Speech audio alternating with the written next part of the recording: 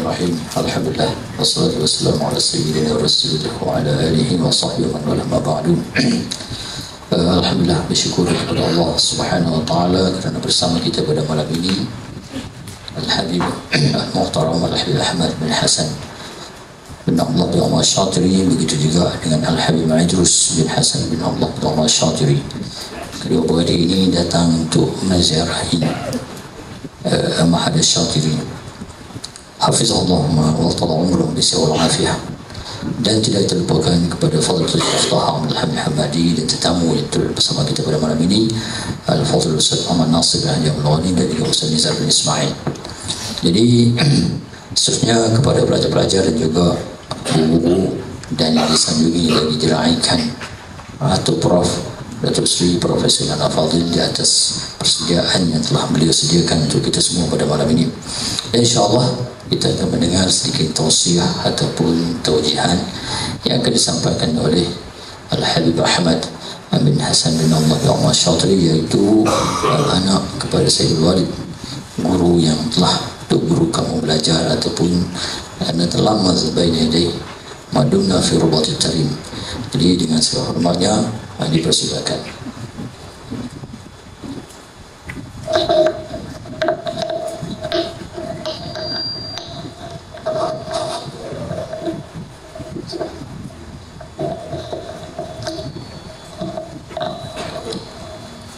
Bismillahirrahmanirrahim. Wassalatu wassalamu ala sayyidina Muhammadin wa ala alihi wa sahbihi wasallam. نسأل الله العظيم أن يفتح علينا وعليكم مفتوح العارفين، وفقهنا إياكم في الدين، واجعلنا إياكم من العلماء العاملين، وارزقنا وإياكم بفهم النبيين وحوض المرسلين وسرعة الهام الملائكة المقربين. اللهم اغننا بالعلم وزينا بالحلم واكرمنا بالتقوى وجملنا بالعافية. العفو، أنا لست بعالم ولا بمتحدث، ومن الموجودين ما هم أجدر مني بإعطاء النصيحة والوعظ والإرشاد، ولكنها هي مذاكرة، فذكر إن الذكرى تنفع المؤمنين، فذكر إنما أنت مذكر. وهو نصيحة من أخ إلى أخوانه، نتكلم وندردش مثل ما يقولون، لعل الله سبحانه وتعالى يجعل في ذلك القبول. Dengan nama Allah Tuhan yang Maha Mengasihani, terlebih dahulu berdoakan kepada kamu semua mudah diberikan hidayah dan taufik oleh Allah Subhanahu wa taala, diberikan petunjuk dan juga inayah oleh Allah Subhanahu wa taala, dan bukakan pintu hati untuk mendapatkan ilmu, mendapatkan ilmu yang ada barakah di dunia dan di akhirat. Begitu juga pada malam ini saya bersyukur kepada Allah Subhanahu wa taala kerana memberikan sedikit nasihat, memberikan sedikit panduan, ataupun pada hakikatnya sebenarnya bukanlah saya ini seorang da'i, seorang pendakwah ataupun seorang ulama, tetapi apa yang saya nak sampaikan tidak lebih daripada sedikit perbincangan, nasihat menasihati antara kita. Mudah-mudahan apa yang disampaikan ini adalah satu manfaat kepada kita semua. Ini kerana pertemuan ini amat bernilai, sekiranya kita gunakan, kita manfaatkan untuk bertukar-tukar pandangan dan fikiran. أخواني وأولادي، أحمد الله سبحانه وتعالى أن الله خصكم بهذا المكان وحفظ أوقاتكم وأوقاتكم كلها ما شاء الله في علم وعمل وذكر وتذكير، فهذه من النعم التي خصكم الله سبحانه وتعالى بها، فاشكروا الله سبحانه وتعالى على هذه النعمة. وهذه خصوصية، فكثير من الناس يتمنون هذه الأماكن وأن الله يحفظ أوقاتهم لكنهم لم يستطيعوا، فأنتم الحمد لله كون الله سبحانه وتعالى وفقكم لهذا المقام وفي هذا المعهد، أحمد الله سبحانه وتعالى على ذلك. وهي أيضا مسؤولية على عتق الجميع من مدرسين وطلبة وإداريين. Wahai saudara-saudaraku yang dirahmati Allah sekalian, sebenarnya apa yang kita dapat pada malam ini adalah suatu anugerah daripada Allah Subhanahu wa taala kepada kita penuntut-penuntut ilmu di sini. Dan seperti mana kita maklumkan, masih ramai di sana orang-orang yang bercita-cita untuk mendapatkan peluang seperti mana yang diberikan oleh Allah Subhanahu wa taala kepada kita, tetapi mereka tidak memiliki seperti mana apa yang kita miliki. Justru itu semua peluang-peluang ini Marilah kita bersama memuji Allah Subhanahu Wa Taala, bersyukur kepada Allah Subhanahu Wa Taala di atas pemberian yang Allah Subhanahu Wa Taala khususkan sebagai khususiah, pemberian-pemberian yang khusus yang diberikan kepada kita. Mudah-mudahan di mahad ini apa yang disediakan, apa yang diwakafkan kepada kamu adalah untuk melihat suatu generasi yang menuntut ilmu, yang bersungguh-sungguh, yang menguasai ilmu dan menyebarkan ilmu. Mudah-mudahan apa yang diniatkan oleh orang yang berkorban untuk membinakan, membangunkan tempat yang seumpama ini, dan khususiah demi khususiah apa yang diberikan oleh Allah Subhanahu Wa Taala kepada kamu untuk berada di tempat yang seumpama ini adalah suatu pilihan yang luar biasa yang Allah Subhanahu Wa Taala berikan kepada kamu, dan sepertinya kamu mesti menilai, menghargai dan mentakdirkan.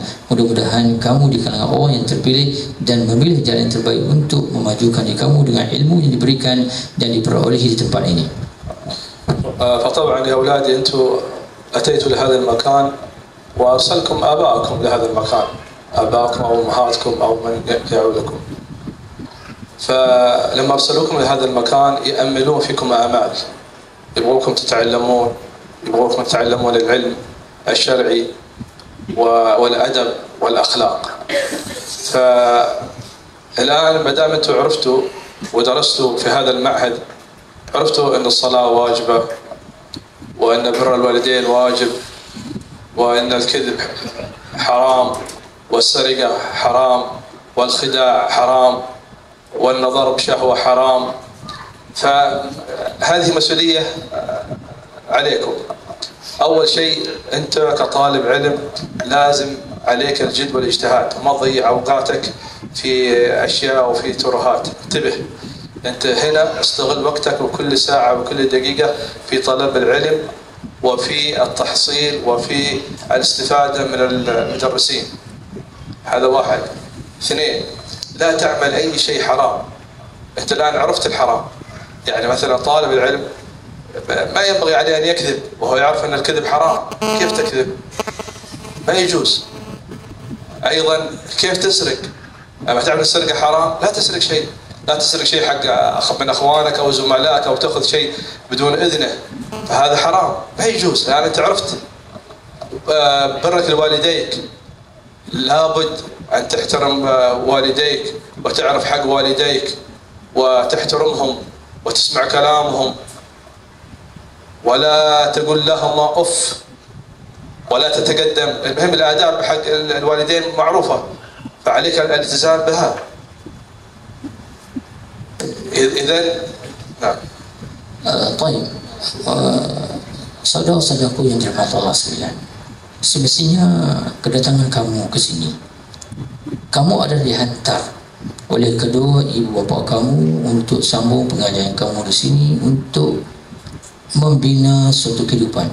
Pastinya orang yang menghantar kamu itu memiliki niat, harapan dan perasaan yang diberikan kepada kamu, yang mana mereka memilih tempat yang seumpama ini bukan semata-mata untuk menuntut ilmu, bahkan untuk memelihara dan menjaga peradaban kemanusiaan yang semestinya kamu diajarkan beradab, diajarkan perkara-perkara yang wajib. Sembahyang itu wajib, memelihara perkara yang wajib, menutup aurat itu wajib, dan juga kamu diajarkan dengan perkara-perkara yang tidak boleh dilakukan, yang dikatakan haram. Menipu itu haram, mencuri itu haram, berbohong itu haram. Maka dua perkara ini yang dipelajari hanya tempat yang seumpama ini. Justru itu kamu diberikan ruang untuk mengetahui perkara ini supaya kamu dapat membina suatu kehidupan satu masa yang akan datang.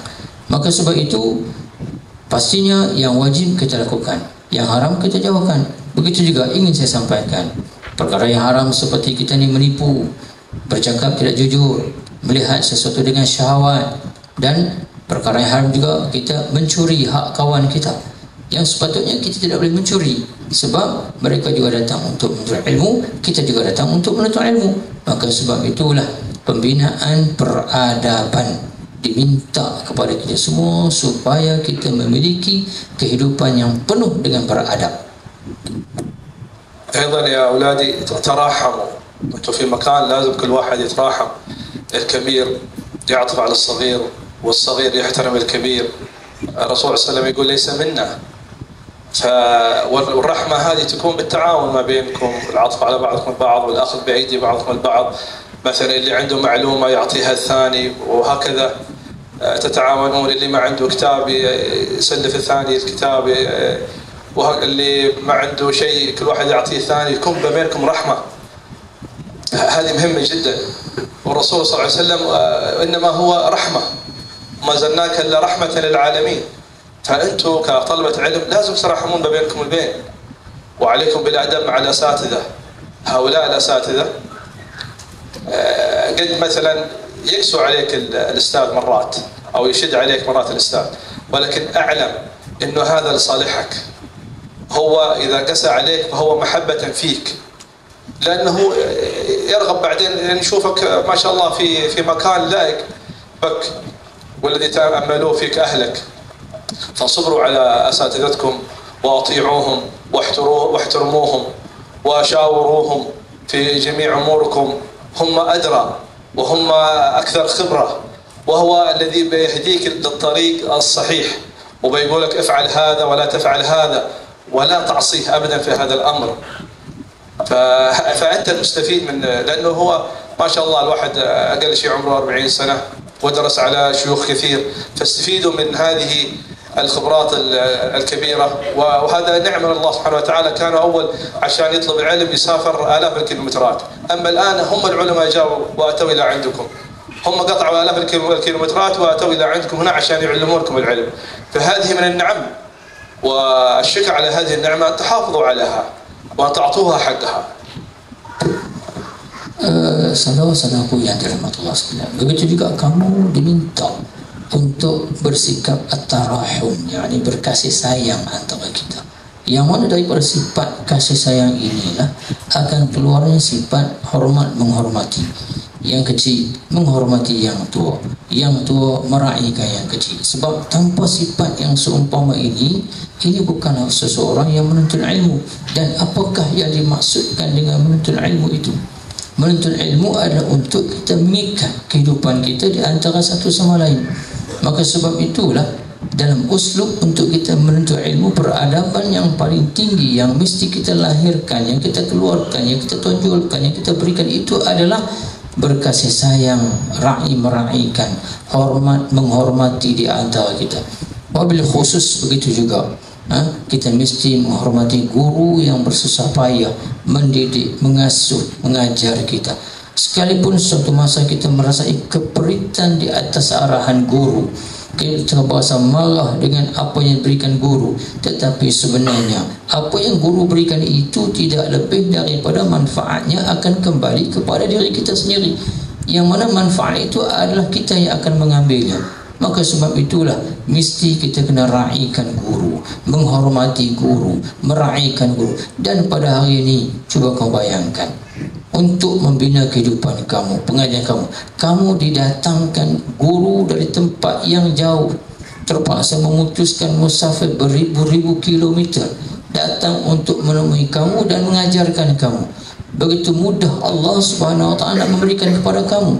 Tidak perlu kamu yang pergi ke tempat yang jauh, bahkan guru yang datang untuk membimbing dan mengajar kamu.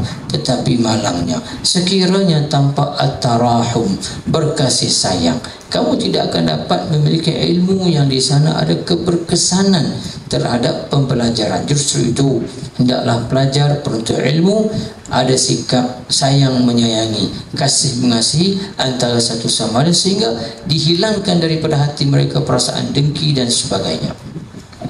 شيء ثاني يا أولادي، اتركوا الفضول. نعم، من إحسان إسلام المرء تركوا ما لا يعنيه. شيء ما يعنيك لا تتدخل فيه، اترك الفضول، انشغل بنفسك وتواضع ولا تتكبر. كون الله سبحانه وتعالى مثلا أكرمك بهذا المكان وتعلمت لك مثلا شيء من العلوم الشرعية، لا ترى نفسك شيء على أخيك أبدا. انتبه، تواضعوا، لأنه ما تدري الله سبحانه وتعالى قد يبتليك، وهو رب سبحانه وتعالى قد يحول حاله إلى أحسن حال، ما تدري. هلا في التواضع، والتواضع مطلوب مع الكل، مع من هو أكبر منك وأصغر منك، ومع العمال الموجودين هنا عندكم في المعهد، ومع من هو في الشارع. كونوا آية في الأخلاق، كونوا آية في الأخلاق. يعني مثلا كل واحد مننا يبغى يكون له هوية ويبغى الناس يتكلمون عليه. هل في حد مننا من الحاضرين يبغى حد يتكلم عليه بسوء؟ أبدا. ولكن لا يمكن حد يتكلم عليك بسوء إذا ما كان أنت فيك هذا الشيء غالبا. فلذلك إذا تبغى الناس يقولون عنك أنت رجل مؤدب، فلازم عليك بالأدب، صادق عليك بالصدق، ورع عليك بالورع، عالم عليك بالعلم، خلوق عليك بالأخلاق، بارا بوالديه عليك. يعني الصفات، كل واحد منكم اليوم يا أولادي يكتب الصفات اللي يبغاها بعد ما يموت، بعد طول عمر. إيش الناس بيتكلمون عنه؟ يكتبها. لو كان هو راضي أن الناس تتكلم عنه أنه هذا إنسان غشاش، كذاب، خداع، هذا كيفه. لكن لا شك ما حد مننا يرضى بهذا الشيء أبدا. فمن الآن كل واحد يكتب أنت إيش تبغى تكون، إيش تبغى تكون، وكل يوم أنظر لهذه الورقة وأقول أنا أريد أحقق هذا وأريد أكون هذا الشخص. وإن شاء الله تعالى سبحانه وتعالى إن شاء الله راح يوفقكم. ما دام في النية وصدقة النية، الله سبحانه وتعالى راح يوفقكم لذلك إن شاء الله تعالى بإذن الله. Sesungguhnya wahai saudara-saudaraku, suka untuk saya ingatkan kamu semua, tinggalkan fudul. Fudul ni maksudnya jangan duk buat benda-benda yang sia-sia, jangan duk buat benda-benda yang mengawur, jangan duk buat benda-benda yang tidak mendatangkan faedah. Nabi pesan, min husnul islamil mar'i tarku ma la ya'ni. Indahnya Islam seseorang itu apabila dia tidak melakukan benda yang tidak mendatangkan manfaat dalam kehidupannya. Maka sebab itu dalam usaha kita menuntut ilmu, jangan kita buangkan masa, jangan kita bazirkan masa, jangan kita buat benda yang tidak mendatangkan faedah. Dan yang paling berat, yang paling hebat sekali adalah Allah. Kita mesti bertawadhu, kita mesti merendahkan diri, mesti bertawadhu bagi orang yang menuntut ilmu, mesti merendahkan diri bagi orang yang menuntut ilmu. Sebab kita tidak tahu habuan nasib seseorang, apa akan jadi yang Allah Subhanahu wa taala akan berikan kepada dia. Sebab itu kalau kita ingin dihormati, mestilah kita pandai menghormati. Apabila kita ingin diraikan, mestilah kita pandai meraikan. Apabila kita ingin didengari, mestilah kita mesti mendengari. Apabila kita ingin ditolongi, maka kita mesti menolongi. Maka sebab itu semua yang mengaji, kita nak jadi alim. Tak mungkin kita nak jadi alim kalau kita tidak menghormati orang yang alim. Orang yang mengaji mesti dia nak menyampaikan. Tak mungkin dia dapat menyampaikan kalau dia tidak meraihkan bagaimana orang itu menyampaikan. Maka sebab itu kita tulis apa yang kita nak dalam pengajian kita. Kita nak jadi alim, kita nak jadi hebat, kita nak jadi dapat ilmu, kita nak menyampaikan.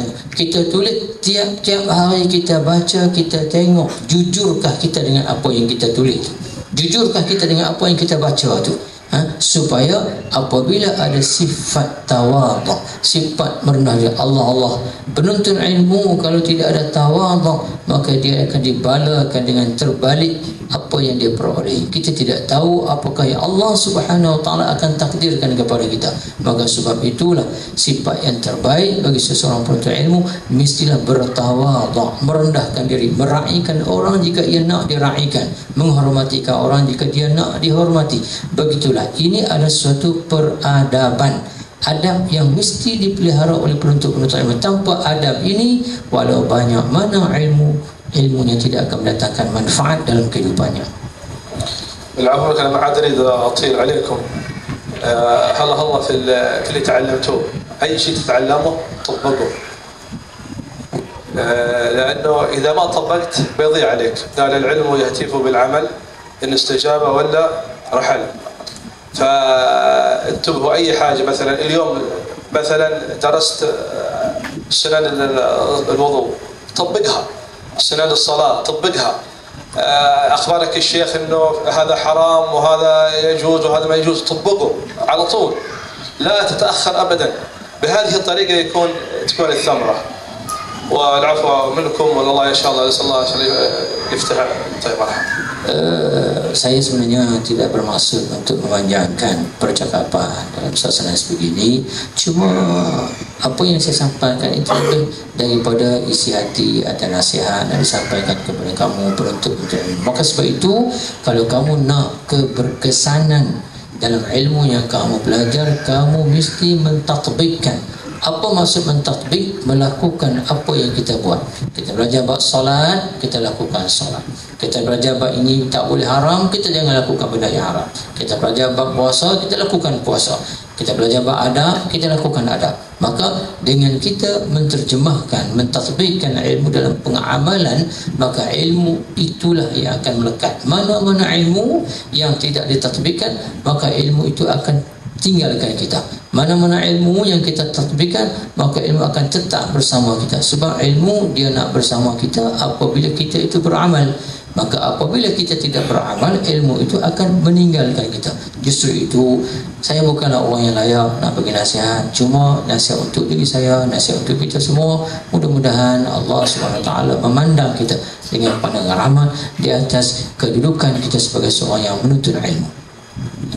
وفي كمان الغيبة، انتبهوا من الغيبة، خاصة هذا دائما منتشر ما بين طلبة العلم، قالوا فاكهة الفقهاء. فانتبهوا يا عيالي من الغيبة، والغيبة ذكر أخاك بما يكره، لا تغتابون بعضكم البعض، أو نقل الكلام. يعني مثلا واحد شيء مش متأكد منه لا تقوله. ليش تقوله؟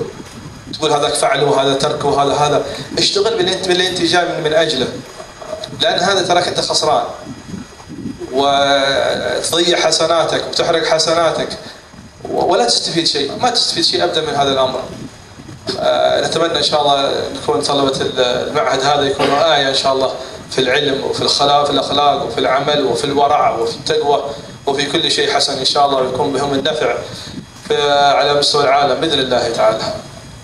Dan khususnya saudara-saudara sekalian, di antara benda yang saya nak sampaikan kepada kamu semua adalah tinggalkanlah mengumpat ghibah. Tak payahlah kita mengumpat. Kita bercakap satu benda yang sahabat saudara kita tidak suka benda apa yang kita cakap. Begitu juga dengan an-namimah. Kita memindahkan cakapan daripada seorang kepada seorang yang mana kita tak tahu dengan tepat apakah benar apa yang dia cakapkan itu. Dan perkara ini tak sepatutnya berlaku di kalangan penuntut ilmu.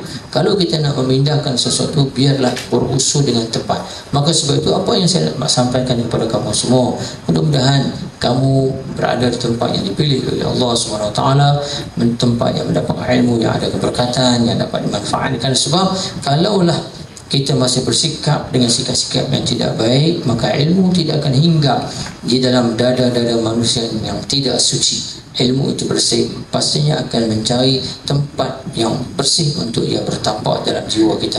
Justru itu saya mengharapkan kepada kamu semua, benda-benda yang tidak mendatangkan faedah kamu tinggalkan, benda-benda yang mendatangkan faedah kamu lakukan. Sebab saya bukan nak memberikan nasihat, tetapi untuk menyampaikan sekadar untuk dapat kita kongsikan bersama. Buatlah benda yang baik, benda yang tak baik tak usahlah kita lakukan.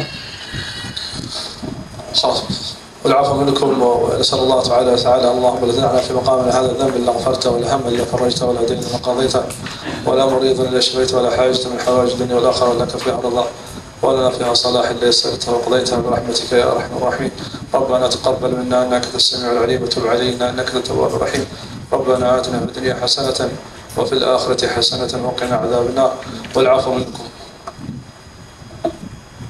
Itulah apa yang dapat saya sampaikan kepada kamu semua. Dan Habib telah mendoakan kepada kita dengan doa yang baik, doa yang hebat, supaya apa hajat kita ditunaikan oleh Allah SWT. Kalau ada di kalangan kita yang sakit, Allah SWT sembuhkan. Kalau ada di kalangan kita yang memerlukan ilmu, Allah Ta'ala berikan ilmu, dan begitunya segala hajat dunia dan ukhrawi.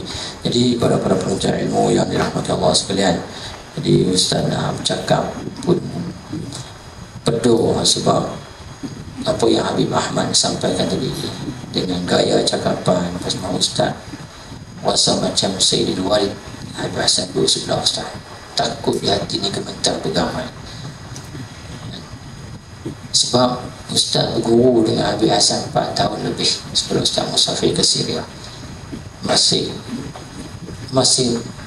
bunyi di telinga macam mana suara Habib Hasan, macam mana gaya tangan Habib Hasan. Tapi oleh kerana nak terjemah, nak kena kontrol jiwa, kalau tidak terlepas mic ni, haibah yang luar biasa.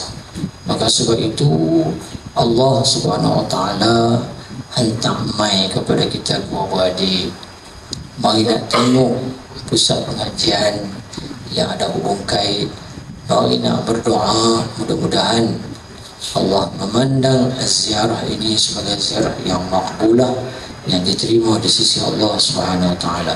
Jadi pelajar-pelajar yang dirahmati Allah sekalian, kita mengharapkan kedatangan Sayyid Al-Habib Ahmad dan juga Sayyid Al-Habib Idrus ini memberikan suatu suntikan semangat betapa pentingnya untuk kita menghubungkan hubungan kita dengan ahli bait Nabi sallallahu alaihi wasallam.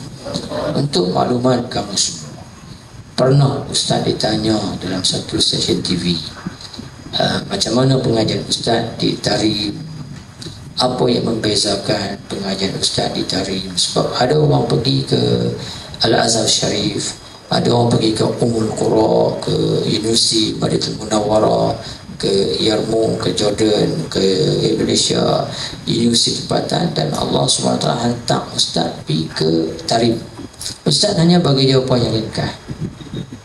Saya tidak sempat bersama dengan Nabi SAW, tetapi Allah sempatkan dalam kesempatan hidup saya untuk bersama dengan ahli bait Nabi sallallahu alaihi wasallam. Maka salamnya saya dengan mereka, saya merasakan saya berpegang kepada tangan Nabi. Duduknya saya dengan mereka, saya merasakan saya bersama dengan Nabi.